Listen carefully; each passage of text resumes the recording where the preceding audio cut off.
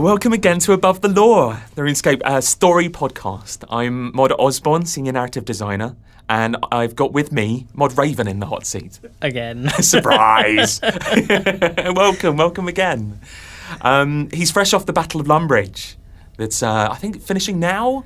Though obviously by the time people are listening. Yeah, by the time people are listening, it should have... That's it. They'll find out that Saradomin is really Brassica Prime. Thursday-ish? Yeah. Yes. Saradomin is Brassica Prime and is made of celery. That's the big reveal. He's actually the god of celery. Yeah, and Kaiser Soze. Shock. That's amazing. So after the Battle of Lumbridge, we've given you a quest, haven't we, against our better judgment, which is fantastic. We're currently calling it Rite of Passage, is that right? Yes. Yeah, that's kind of our final title. Kind of. Yeah. That is our final title. It is. I think it is our final title. We like that enough. It stuck, and that's where we're going with it, yeah. Yeah. And we've told everyone this is what it's called. So if we change it now, it's a bit cheeky. Yeah. It works on at least 2 levels, so I think we need to keep it. And as soon as something works on 2 levels, we keep it. Then you've got to keep it. Any more than that, that's ridiculous. No. Yeah, of course. So shall we talk about it? Do you want to talk about it? No. I think we should just leave now. We should just that's a bit for the podcast. That's the bombshell we're leaving. Yeah. So okay, right. Where does Rite of Passage take place? Rite of Passage. Well, we're going to try and take the players to somewhere different. Yeah. Because we normally have it set in Gielinor, so I want to take them to the Aviansie homeworld of Abbinah. Yes. Which. Abbinah. So where did that come from? Where does the word Abbinah come from? Well, I was reading up on some of the lore and looking through kind of the theories behind how Armadyl is named. Yeah. Because, of course, Aviansie, Armadyl homeworld. And the players seem to believe his name is based on Ars Almadyl, which is one of the seals of Solomon. So I was looking through information on sort of Kabbalistic stuff. Yeah. And I found 2 words which worked quite nicely for the theme I had for Abbinah, and then I kind of squished them together and went, it is done! And these are the words... so you hybridise mythology. I have. You just kind of sellotape them together and throw it away. It's a hybrid of the word Abbinah, which is kind of the Sephiroth of celestial light, and I haven't read too much detail in it, so if anyone's Kabbalistic, I apologise. And also Abaddon, which is another level of hell, because it's the idea of this wonderful, interesting world, but it's actually quite a harsh world. Yeah. So I squished them together, and it sounded nice. Yeah. So Abaddon's quite harsh, is it? Yes. Yeah. We wanted to go with the idea of something a slightly different take on a fairly common idea, which is we wanted to stick with the idea of the floating islands thing, because of course the clan citadels were Aviansie beforehand, so we had this idea of this world that was sort of made up of 2 layers. There was this shattered outer crust, which was made of floating islands, and this central core, which has like big chunks ripped out of it for reasons unknown. But I was thinking about the idea of floating islands, and we normally have this idealistic, peaceful, floating in uniform pattern, which is, of course, absolutely not what would happen. Because you have lumps of rock hurtling around the planet. So the idea, this chaotic core that's open. And this chaotic open core. So you've got basically this world where everything is based on these floating islands, but these floating islands are going to be, crashing into one another, zooming. I should point out it won't be quite like this in game, because I can't really get that to happen.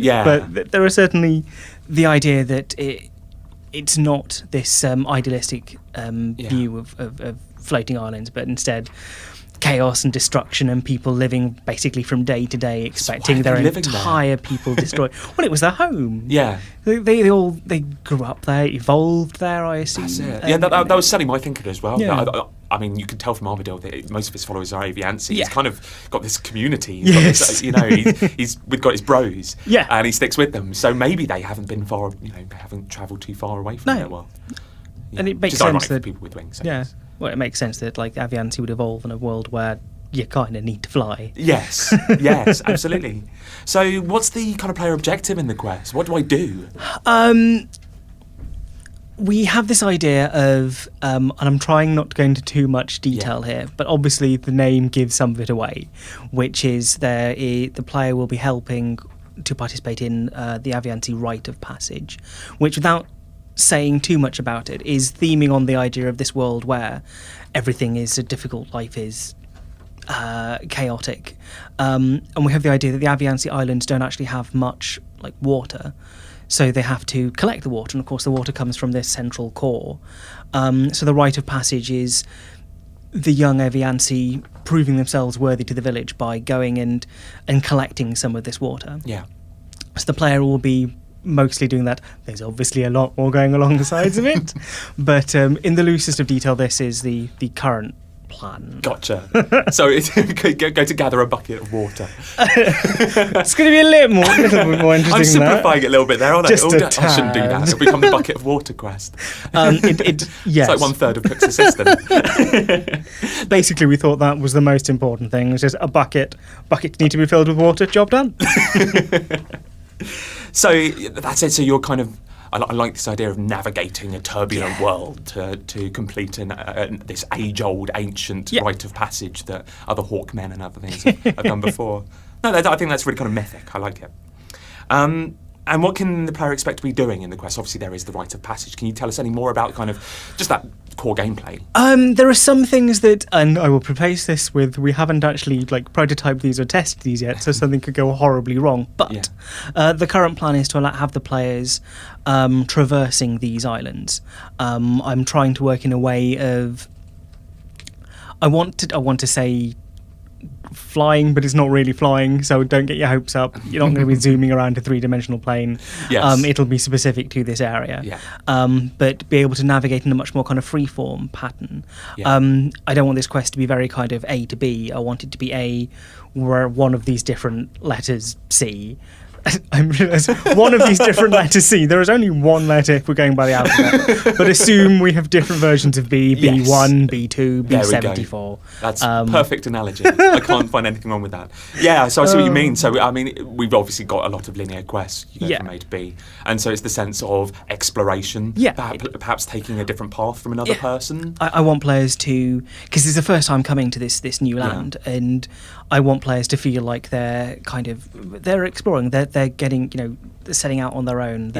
I can't for the life of me remember the word I'm looking for, but it's exploring. I don't know why I imagine it this way. Have you played Star Fox? Any of the Star Fox games? Yes. Yes, just kind of like that's how I'd love to see it. Going, I've got this choice of going to this world or this world. That location. You've got these divergent You've got paths. choices that you can go exactly. to. Yeah. But we won't go into too much detail about that. Maybe not any barrel rolls, but still. Not that. Yeah, that degree of flight. Don't worry, I wasn't expecting that. But so one person's path would be different from another's, and you might want to backtrack, have a look at what you've missed, that sort of thing. This is the plan. Anyway. I should preface this with things could go wrong. Yeah, but of course. This is the but plan. We say that with every quest, and we're at a position where we're really, really happy with the design overview, and I think that's. Obviously things may change. Things do change. Marco suddenly turns up in armour and a hammer and just kind of no in that voice. And sometimes carves into it. It has happened before, so we are aware of this, but we're also supremely confident in that we could argue back against this hammer. And I think we can.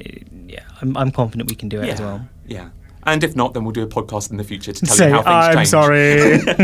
An apology podcast. Are there any recognisable characters? Is there anybody that I would know from the rest of RuneScape?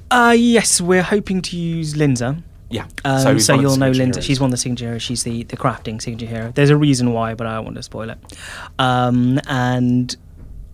So you may know her from, I think Deadliest Catch is what she's been in. Yeah. So we're hoping to reuse her. There might be another couple of recognisable characters, but I don't want to say too much about them. Yeah, well, I mean, one of those is kind of off critical path, isn't it? So we want to keep let the people who play the content and really root around it. Yeah, there'll be some hidden lore in there for absolutely. that one. But it wasn't always Linza, was it? I mean, no, earlier drafts had Xenia. Yes, I wanted to use Xenia originally. There were reasons why that I won't spoil in case I get to use them. That's it. It was a really good. I want to keep, but they didn't really work for this particular one. Yeah, I think it's just the case of you had more ideas than 4 quests, but no. That's what was it? No, it was about 3 quests. Yeah, I think there was 3. Yeah, there's a lot of ideas, so it's more a case of just saving it. Yeah. I think it's a cracking idea. It really fits for her. And once you look at her, it becomes immediately obvious that this is true. Yeah. So there you go. There's a little very vague hint. There is something there, something interesting. Yes, that we wanted to pull out. that we will make canon at some point, I'm sure. I'm sure people are listening to this and just thinking, do I get to meet Armadyl? Do I get to meet Birdman? Do they get to? I'm sure there may be references. So there's kind of an influence of Armadyl, isn't well, it? it is the Aviansie homeworld, so Armadyl's influence will be relevant. I don't want to say too much more than that because I want things to be a surprise. Could I say that things have recently changed for the Aviansie? I think that's based on the Sixth Age. So there's obviously this kind of a change in Abbinah. There is a change. Their culture has had to shift a wee bit. Yes. So that's a big kind of focus of it. Yeah. Cool. And will our lore hounds be able to sniff around for some backstory? Are you dropping stuff in there? I'm definitely planning to seed a lot of backstory. You're a lore hound yourself, really, aren't you? Yes. Yeah. I will try and fill it with as much as I can, but obviously I don't have an infinite amount of time. Path. People pressing spacebar throughout the whole quest. No. I want to hide lore. Well, not hide is the right word, but certainly reward make it so that if you think. explore and you seek it out, you'll find more. Because we were talking about kind of hidden areas and some people might need to backtrack. Maybe there's something there. Yeah. I think that's the aim, isn't it? Try to do a slightly different approach with this quest in terms of being able to go back and forth and do things. It's certainly the plan. Yeah, exactly. We'll talk a little bit more about that in a minute, actually. So, in terms of that backstory, the Aviansie and Armadyl, kind of the last time we met them, I guess. So Armadyl had run away, gone from world to world, was devastated that his people had died, and largely we thought that the Aviansie had died. Yeah. I mean, there was some in the God Wars dungeon, but is it true to say that there was some on Abbinah? There are definitely some on Abbinah. I mean, I think this is more a question for you than for me, really, but certainly not every Aviansie ever will have gone to God Wars. I think that makes sense. Yeah. I don't think you would find that if there is a war and you're mobilising your entire planet to go to another planet to go to war, not everybody would have gone. No. I do feel that. I mean, I do feel we've determined this now, haven't we? I've got no problem saying that there are deserters, for example. There are those who weren't able to go to war. And those too young to go to war as well. I mean, we've talked about the Rite of Passage, for example. So there were you had to go through a rite to be old enough to actually perform combat, to go to the army. So there were obviously those that were too young. So there was a ragtag bunch of deserters and the young, which is going to be quite interesting. I'm sure I've kind of been pushing you today to explore that, haven't I? Yes, I mean, you certainly won't have a world filled with, your almost stonking Kriaras. Exactly. Kriara's probably one of a kind. Well, yes, but... Yeah, indeed. So, down to the mechanics of it all, the kind of logistics. What requirements will the players need for this quest? We're looking at skills in the 30s. Yes, so, agility and some divination is the plan at the moment. Yeah. Obviously, these may change as we go through, but at the moment we're looking for 30s. That's come from me, really. It's kind of that determination that the Sixth Age kind of fills out all level boundaries. Obviously, we could get kind of novice happy and populate the entire novice band with lots of Sixth Age content, but it's important that you can kind of follow it through. Yeah. So that's one of the reasons for doing this. As with most lower level pieces of content, I think even for me that's quite low level, which I'm quite chuffed, that it comes with high level pieces of content, doesn't it? We are talking that there are areas locked off that only the high levels can get to, for example. I mean, do you want to take us through how you're approaching that? Without revealing? I'm trying to work out without revealing too much, but certainly want to, as kind of part of the reward, allow players to kind of continue travelling around Abbinah. But some of the areas players can only get to when they've reached certain skill requirements, and these will have story content behind them, other rewards behind them.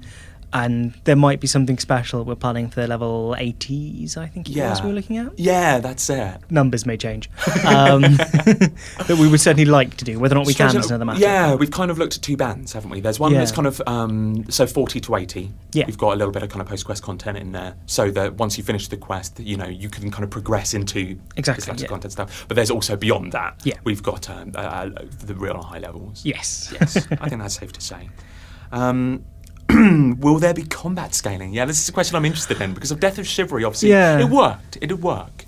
Well, we had discussing, we had an idea with combat scaling, which I'm quite interested in, and I would be interested in players letting me know. Yeah, do get onto our Twitter feeds to talk about this. Yeah. Onto our Twitter feeds. Yes, all of us and Jagex Raven. Talk to us about this, because we're intrigued about this. Yeah. So take us through it. I wanted to have the idea of optional combat scaling, so allowing players through the initial quest start person to be able to say, I want this combat to be scaling, or I want the combat to be the bare minimum, so that players who just want to quickly get through the quest for, say, the lore, who have high levels, can just zoom through it, whereas players who want to feel the challenge and want to feel the satisfaction of scaled combat that will be a challenge to them, can say, oh no, I want that. And optionally allow them to turn it off as the quest goes through. So of course, if they come across a fight that's too difficult when it's scaled, they can turn it off. You can switch throughout. I mean, obviously we'll balance it so they won't be impossible, but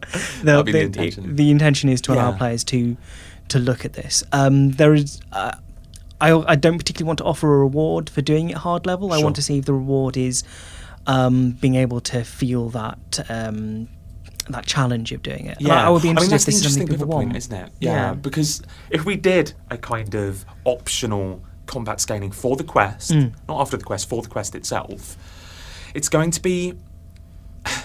We can't really reward somebody for doing the high-level version, because you can't replay the quest to play it in the high-level version, having done the earlier low-level version. Yeah. So it's really difficult to reward a player who does it high level. Yeah. So what I'd be really interested in from our players is whether or not you would actually turn on combat scaling if you knew there was no reward for doing so. Yeah. If the reward was largely that I get more XP for the combat, as in, I hit them more and therefore I get an actual integral XP, is that enough? Would you still turn it on? Yeah, that's what I'd be interested to know as well. Yeah. And like I said, get on our Twitter feeds and tell us. Again, this sounds like something that Mark might hammer. It might be Mark hammer time. But it's at least, the very least, it's something that I'd like to know about. Yeah. But you can see the kind of the crux of the problem we found with combat scaling, and why it's kind of a point of contention amongst the design team. Yeah. But certainly, if you played, if you are of a high level, who played this quest, you would be rewarded more by the post-quest content. Yeah. Okay. So, will it be voiced? Is that our plan? Definitely, I think we're planning on voicing it. I think so. I would very much like to hear some of the characters voiced. Yeah. Are we going to get our bird voices on? Yes, it'll be just you and me going... Squawking. Please say that's not going to happen. Mental note, write in some side character. Okay, so it will be voiced. I think that's just reiterating our intention with 6th Age content. So God-related content will be voiced. Yes. And that's always been our intention. Kind of continuation of what was previously 5th Age content, or known as 5th Age. Not necessarily, so that's why Birthright isn't voiced. Okay, so how much are we not revealing? Have we just revealed and ruined everything? No, there's some quite big reveals that we've not even touched on. I think this hits on something that I wanted to kind of mention to those of you who are worried or frustrated that we reveal too much about our quest. I think as soon as you play Missing Presumed Death, for example, you'll realise that we've only talked about a third of it. Yeah. I think the same goes for this. We've really only talked about the first third. Everything we've revealed will be immediately obvious fairly early on. Exactly. This is the immediate objective given to the player. The big lore surprises are... we haven't touched on them. Which is great for us as well as devs, because there's nothing better than sitting there, or at least I do this anyway, go to the quest start, stand there, and wait for gravestones to appear. That's the first one that I like doing. Talking to people about why they died. Great fun. But also to get their responses as soon as they've completed, because there are twists, there are things we've hidden. I very much like going into the forums and reading what people's responses are, and to see them go, oh my god, you did this. You're scumbags. You're horrible. You killed my favourite Gothics. And it's fascinating, and so I like surprises. And you read my original design. Yeah, that's it. There were a few more surprises that are not there anymore. Never mind, we'll save them for other stuff, don't worry. We'll get them in there, so we'll do like a nice bit of Christmas content, something dark and horrible, something appears. Merry Christmas, now here's some suffering. Yeah, there we go. Death of 30 gods. So what stage of development are we in? It's early stage. We've just completed the design overview, and now, I'm now fixing some bugs for something else, but and then I'll be working on the full big design document, and then hopefully I get to make it. Yay. So you've done the kind of the reasonably detailed document, but not the big... Not the big... Everything is in there. Bumper book of evil, no. Yeah, that's it, story Bible, as it were. Yeah. So I think this is my fault. Whenever we get to this stage, design overview stage, I just get too excited and want to do a podcast on it. So same thing happened with the World Gate with Mod Sroli or Roli or whatever he's calling himself now. What is it? It's Roli now, isn't it? I think it's Roli. Yeah. It's not Sroli. What worries me is he's going into surgery soon, and he hasn't told me what for. So I'm worried that he's going to come back as somebody completely different. You heard it here first. So I get too excited, and I can't help but talking about it exactly at the point where we haven't got particularly much to talk about. So I'd like to hear from you guys. Is this too early? I think it's fine, because then we can do another podcast later on. We can fill in some gaps like we did with Missing Presumed Death. It's still interesting. Yeah. I mean, I'm in the same boat as you. When it gets to this kind of stage, it's like, I want to talk about it. I like print out and leave it on people's desks to see if they notice. Go and read it. Go and read it. I keep typing things on Twitter and going, I have to delete it. I can't say this. I think you came over to tell me off for mentioning Rite of Passage and certain other details a couple of days ago, didn't you? But I think I was just about okay. I think you're all right. Yeah, it was fine. So when can we expect it? Now, this is a really difficult question to answer. Yeah. Because I know what we originally intended for it. Yeah, we originally intended to the end of this year. But as you could probably tell, we're in October. Yeah, that might be pushing it just a tad. Yeah. Particularly since I'm off quite a lot in the coming months. Well, we can change that, obviously. Obviously, yes, you can turn off my holiday. We'll put Mod Crow in a Mod Raven mask and confuse everybody. No, don't let him near my code. Oh, okay, all right. Is he a little bit shoddy? A little bit shoddy. Oh, okay. You give him code and he'll just go, do things, I've done it. I'll give him some lessons and we'll see really who is the worst. Oh, God. Okay, so it was originally going to be this year. We're thinking more likely to be beginning of next year. That's certainly what we're working towards. Yeah, I think we kind of created. I mean, the joy of what you've created, the design overview, is I was going to say that it's going to be easy to create. That's really horrible to say. It's not easy to create. It's got a pattern, a way of creating it that means that it could be. I'm hoping to be able to build it in such a fashion that it will be easier to make than perhaps some of the other ones to be. Which isn't to say that it's going to be exactly boring enough. It should be. That's it. It'll still be difficult. Leave for me, quest. Quest complete. You missed an important step there. You didn't fill bucket full of water. Oh no! You have failed I have the quest. Empty bucket. You are cast out of shame. At least I got my empty bucket title. They're going to be expecting an empty bucket title. Do I have to put that in? Yes, absolutely. I want to be able to kick a bucket around Gielinor after 1,000 kicks. Then a cabbage falls out? No, the god of buckets. The god of buckets. Are we inventing another new god here? Bucketus Prime. Excellent. So, completely unrelated question: will you be at RuneFest? I certainly hope to be at RuneFest. Yeah, I'm going to be as well. I think we've both booked ourselves for a ridiculous number of things, haven't we? We can't help ourselves. We had the survey that came out asking us what we want to do. I think we both had everything. You want me to sing? Get nude? Yeah, I can do that. Do these things, yeah. Let's do it. I just couldn't stop it. There was we kind of put up all of the things we're doing on the main stage and all the things we're doing on the second stage. And I put myself down for 3/4 of both. And it occurs to me that maybe there's only one of me, perhaps, and I can't necessarily do that. But I'm going to love it. I'm going to really look forward to chatting to everybody. Oh, definitely. I mean, the last RuneFest were a whale of a time. So exactly. I'm definitely hoping to do this again. Yeah. And obviously everyone should come say hello to us. Yeah. It's fun. I'm planning to high-five pretty much everyone. That's going to be good. Do you know what you'll be doing? I have no idea what I'll be doing yet, no. I might get the penguin stuff again, as I did the last couple of years. Yeah, do we penguin or not penguin? I've heard whispers that maybe even not. I think we've said we're doing penguins, haven't we? Have and we? It's on the website. Oh gosh, I really don't know anymore. I have no idea. It's it's shrouded in mystery. It is shrouded in mystery. I mean, I know there's the team working on RuneFest that know everything, but they're keeping it secret. Exactly. I think even if there are no penguins, I'm going to go around with some post-its and just put some draw some penguins. So we'll put some penguins out there. Why has somebody drawn a find. horse on a post-it note? Damn it, my drawing. Okay, brilliant. That's it. That's what we got for Rite of Passage. I know that was quick, but there'll be another pod because I'm going to grab you later. Well, you've got more people as well, like QAs and graphic artists to talk about it too. They can just shout at me. Yeah, so quick fire question roulette. I did go onto my Twitter feed and ask my cohorts for questions that might be related to a certain bird god, and they delivered, which is great. So, yeah, here we go. Would Armadyl accept human followers like the player, says Lethal Intent? Well, he already does. He has followers in-game. You've got the Guardians of Armadyl. You've also... It's kind of hard to tell whether or not the Wilderness Band's Armadyls are kind of... Whether they count. Yeah, because they may follow him, but I don't know whether he acknowledges them. I don't know if he's come along and said, nice work, guys. Thumbs up. I don't believe he has. I don't think he'd probably appreciate what they're doing, actually. Bandits from the wilderness. I mean, but certainly from my point of view, Armadyl will accept human followers. Yeah. I mean, we have the the emissary of Armadyl who will accept human followers.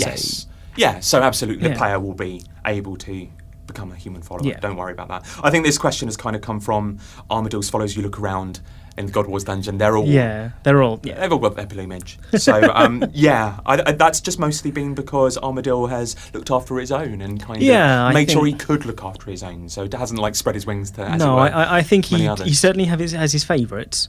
Yeah, but I think he will accept humans. I would completely agree. Definitely.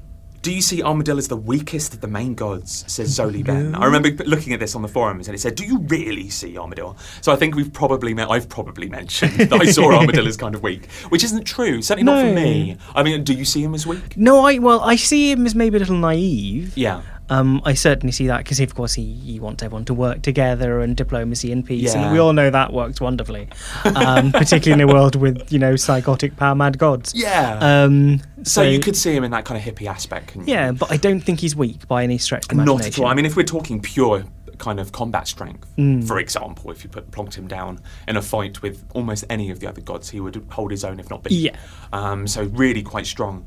I also think that you're going to see a change in kind of character, perhaps in the 6th Age. I don't want to go into too much, but I think that he's probably learned. I mean, he would have to have learned from the what happened in the 3rd Age. I think he's very much still. He wants diplomacy and he wants everyone to work together, but I think he also acknowledges maybe that it's not always possible. Yeah, indeed, maybe the methods have changed. Methods of achieving that have changed. That's cool. Is Armadyl back in contact with the Aviansie in the God Wars dungeon? That's from Roxanne Lensig. What do you reckon? I would say almost definitely. Yeah. People have had the impression that almost the God Wars dungeon is kind of locked off. Well, it certainly was. It was. I mean, obviously, because I think World Waves has changed that. Yeah, I think definitely it's. Kriara has very obviously kind of come out of that. Yeah, I mean, the people in the dungeons are still engaged in the war because that's all they've ever known. So it's all they're going to keep doing. But I think certainly we've seen Kriara outside of the dungeon. We've seen the other ones out. So we've seen that Saradomin could communicate with Celiana in the World Wakes. I see that. Yeah, I think they do talk to each other, but I think How does Armadyl plan to keep the peace in a world of gods and mortals? That's a cracking question from Lazep. That is an interesting question. Yeah, of course, because obviously Armadyl we associate with diplomacy and peace. Yeah. So how does that work? How is he going to achieve that? Well, I think we covered it before when we said I think he will continue to try and maintain diplomacy. I think he still wants to talk to people, maintain a dialogue, get everyone around a big table talking in group. But I also think he knows full well that maybe some of them don't really want to talk. That's it. And, they're just kind of complete scallywags. Exactly, and you have no choice but to deal with them without saying too much. So, why do gods tend to name items even when they don't own it? That's come from Spamlord96. Great name as well. That is a good name. So, I think we're talking about things like Fist of Guthix, Eye of Saradomin, and Staff of Armadyl, of course, which is relevant. It's an interesting question because why do gods tend to name items even when they don't own it? But people do. That's what happens. You present someone with something and they go, well, I found this. It's an amazing artifact. I come into work with I clearly got it. The lunchbox of Dave. Yeah, you have the lunchbox of Dave. Wait a minute, that was a bad choice, wasn't it? The item of Dave. I have the T-shirt of Raven, obviously a source of tremendous power. Of course. So, the examples we just gave were all mostly elder artifacts, older artifacts. So you find them, your followers will probably give them a name associated with you, you're the one wielding them. You've got to remember these are beings who are worshipped, they are tremendously powerful. So they're going to go, no. Only one person is good enough to name these things, so I will name this the Fork of Destiny. You know. Yeah. It's a fantastic example of something RuneScape actually does quite well, which is the victors get to write history. Yeah.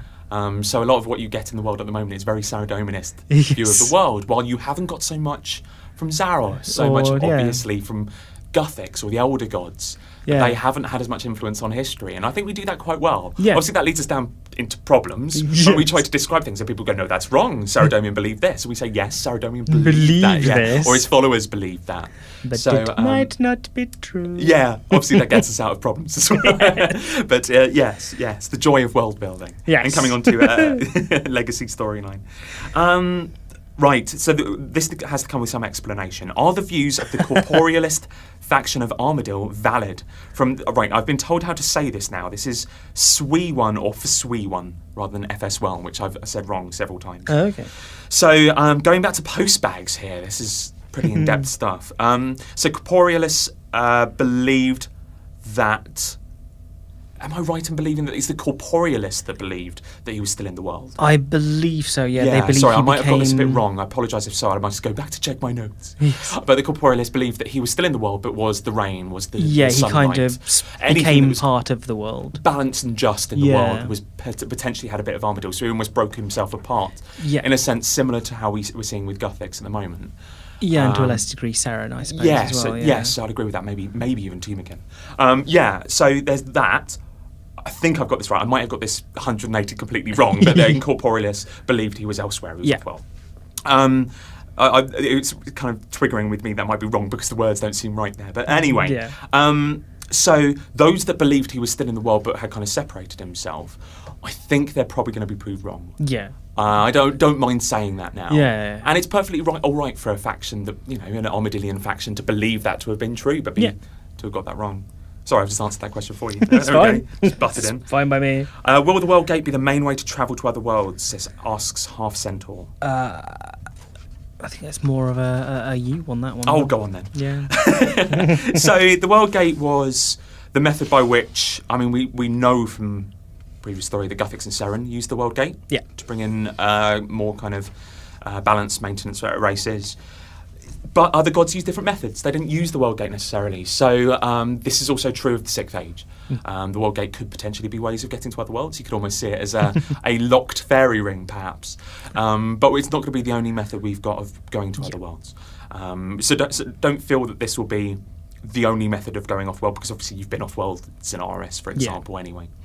Okay, is Armadyl going to get revenge on Saradomin, Zamorak or Sliske? Ted Fedora. I don't think he's the revenging type. Yeah, I certainly wouldn't think he'd call it revenge. No, I think he would call it justice. There's a thin line, obviously, but obviously. I don't think he would... Because revenge implies you're going to go and make them suffer and, you know, muhahaha. And I don't think he really would want to see anyone suffer so much as get what they deserve. I think he'd call them to account. He's the kind of person that would beat you to within an inch of your life, then put you on trial. Yes. He's the Batman. He's the Batman. Couldn't actually kill anyone, but he does hideous amounts of damage doing. Yeah.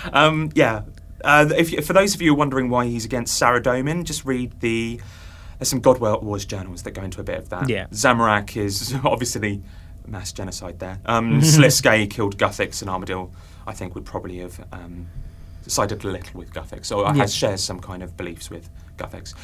Will the choices made during the world events, MPD, etc., make a difference in this quest? Which is from Tom Venix. Certainly, I'm hoping to take into account a lot of the choices that people have made. Yeah, but it's not as much of a fulcrum of the quest as, say, MPD, as Missing Presumed Death. No. I couldn't see it being so. It shouldn't be as... Well, it will carry weight, but I don't think it'll carry as much. It won't be as important. I can see emissary content, for example. Yeah. Into it. Yeah. All right. Are there more islands to discover in the skies above Gielinor? Asks Ice Sorcery. Maybe. Oh, maniacal laughter. So that might crop up in future content. Keep an eye out for that. Could we ever have an item that replays all cutscenes? Asks Marek. Is it possible? I wouldn't stick it on an item that the player has. That's a good point. Yeah, I would maybe consider there's kind of a hub. or maybe an interface. It would be the sort of thing I would put on maybe we've got the fortune teller, so maybe something to do with them, so you can look back at your past, maybe. So we'd unlock. I mean, one of the passion projects for me is reworking the quest list. I'm not a fan of the quest list. I'd love to make that more intuitive. What is available for me right now? What is in my area?